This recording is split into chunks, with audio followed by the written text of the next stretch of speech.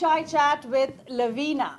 To be or not to be in the EU is the big question that UK has to answer, that Britain has to answer on the 23rd of June. And all of us who are in this together, and the countdown has begun, we are overwhelmed with arguments, but less with facts. Less, and that is why presumably we have, I am told, 13% or more people, or let's say every seventh person in Britain is still undecided.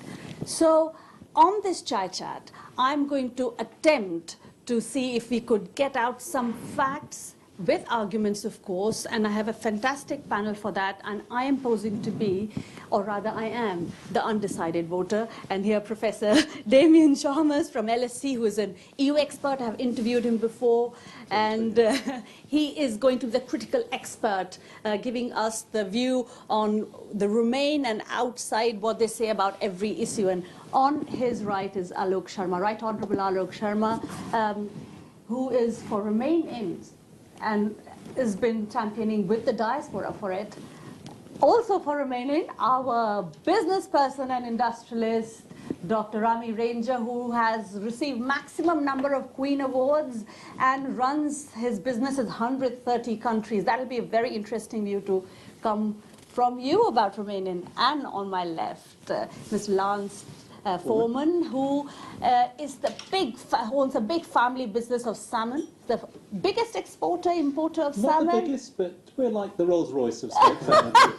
Fantastic! I like that. I like that. I like that. And the Right Honourable Paul Scully, who is MP and also for the the Leave. Thank you, everyone, for joining us on Chai Chat. So I'm going to let's try and attempt to see if we could get some facts out for our people who are watching, and the last minute, 13% and more.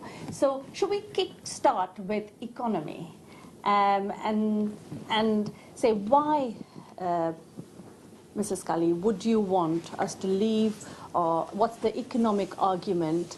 And please, let's move on beyond 350 million that we give into the EU. Absolutely. There are a number of reasons, but the economy is a hugely important one. I think we need to look to the 21st century. The EU started in the 1950s. It was effectively an answer built by my father's generation. Yes. A question that was asked by my grandfather's generation. But now if you look at trade, it's global, as Rami will know from the business that he runs.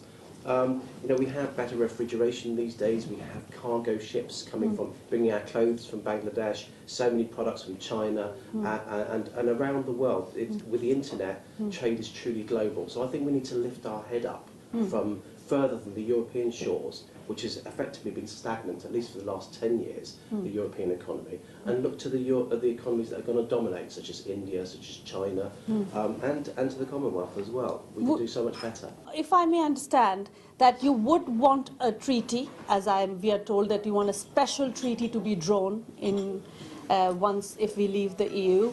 What would that special treaty be? How would you be able to tackle your immigration and keeping your special treaty and also that 500 million market, the biggest market? People often ask me that question. They say, what's it going to look like when we leave? Yes. And my answer is better. It's very simple. But better is a very, better could be anything. Politicians talk about treaties and they talk about trade agreements as though you need trade agreements to trade. I'm a businessman. You don't need trade agreements to trade. You need good products, and you need customers, and you need customers that are going to pay those bills. Our biggest trading partner in the world is America. Do we have a trade agreement with them? No, we don't. They have with the EU, full. No, they don't have one. They have already told that if you leave, then it'll impact the trade with. They're planning a trade agreement with the EU, but they don't have one, and yet they're the biggest. You know, they are still the biggest exporter of goods to the EU. You don't need trade agreements to trade. So you didn't know. So it doesn't matter. You could have your own arrangements. Do you agree with that, Alokji? Well, I think the first point to make, Ravina, is that you said in terms of campaigning that yes, I'm coordinating something called the British Indians for In campaign, with Dr. Rami Ranger is also playing a leading role. And we have had 15 of our British Indian parliamentarians who've signed up to this, who believe that we are better off remaining in Europe. A very large number of businesses, including Dr. Ranger, including Professor Lolvani, but also small businesses, small, medium-sized businesses who all believe that we're better off within the European Union. Now look, one thing I can agree with Paul, that economy is a big issue in this debate. And actually, whether you vote to remain or you vote to leave, you have to think very carefully about the impact on the British economy and also what happens to you as an individual as part of whatever may transpire with the economy. Just one point I'd come back on with Lance is that actually our biggest trading partner is not the US, it is the EU. It's twice as much as we trade with the US. And I don't think this is a question of either or. I mean, the reality is that we are trying to trade more with India. I spend a lot of my time in India, talking to Indian companies, British companies as part of my work for the Prime Minister. And the reality is we want to drive that trade forward, but I don't think it's either or. Currently, 44% of our exports are to the EU. Yes, it is a smaller number than it was some years ago, but actually still a significant number. And I think for us to say that we are going to walk away from this free market of 500 million people, I mean the biggest trading bloc in the world, and hope that somehow we will get a better deal, I don't think that's realistic. But he's saying we don't need to have a free trade agreement with everybody. It's internet, the world of internet, and you could move around and have your own agreements. Okay. With respect to Lance, I think we do need to have an agreement. Have you ever tried to ship a container to Pakistan or Bangladesh or India? It was stuck there for 3 months and it will expire, the goods will expire. There's such a red tape, so much bureaucracy. It is easy to say we can export to India. I export to India, it's a nightmare. When you export to Europe, it's like sending product to Glasgow, sending product from Birmingham. How can you walk away from the richest market of 500 million people with no barriers, no road, no tax or nothing? Professor, yeah, go on. I want to now you to come in and analyze these things. Okay, I just want to say a little bit about trade agreements, if I may. Those who say we don't need trade agreements really have to ask why around the world, not just here in Europe, countries are queuing up to create trade agreements with each other. And the reason is these trade agreements secure access to the market. Once you've got the access, then Lance is right. And the biggest challenges to access are so-called non-tariff barriers. So let me give you an example with India. India now adopts EU car legislation. So to sell a car in India, you need to comply with the 100 pieces of legislation that the EU adopts. Missing any one of them, be it, this is what has happened with the Volkswagen emissions scandal, means you just can't sell your car in India or Europe. India wants EU to relax its food safety laws here in Europe. Now, I find it very difficult to believe that the UK would suddenly say we allow less safe food in from India than anywhere else. That is not a good winner. By contrast, the EU wants India to adopt much stricter intellectual property laws.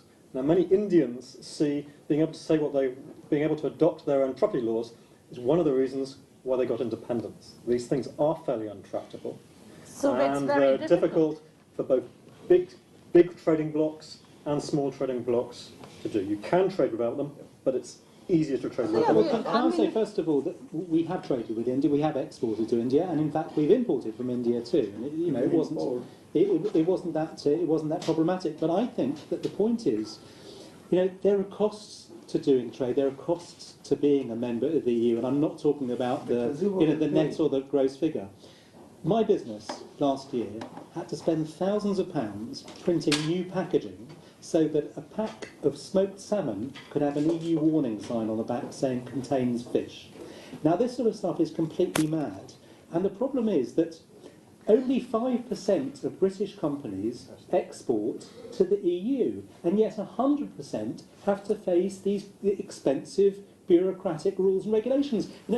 People talk about the single market as though it's this magical thing, but any country in the world, any business around the world can trade with the single market. And if you're in India and you want to export to the EU, you have to comply. But if you don't want to export to the EU, you don't have to comply. Here we do. It's very expensive and it's a waste of money and time and energy for loads of British companies. Could I just make two points on this? Yeah. The first point is a sort of more global point, which is, I think one of the other examples that's given is that we could be like Canada, for instance. But actually, the Canadian Trade Minister has made it very clear that if they had the same level of relationship with the EU as the UK does, they would be not going for the model that they've got now. And I think what's been particularly interesting with this, with the Canadian model, is that it's been 7 years in putting this deal together. I don't think it's been ratified yet. That's because of It's Romanian 14. basis. It's 14. Well, let me. It's slowness of the 1,400. doing It's trade. 1,400 pages, of which 700 pages related to opt-outs from free trade. Now, I mean, I don't think that's a model that works for us.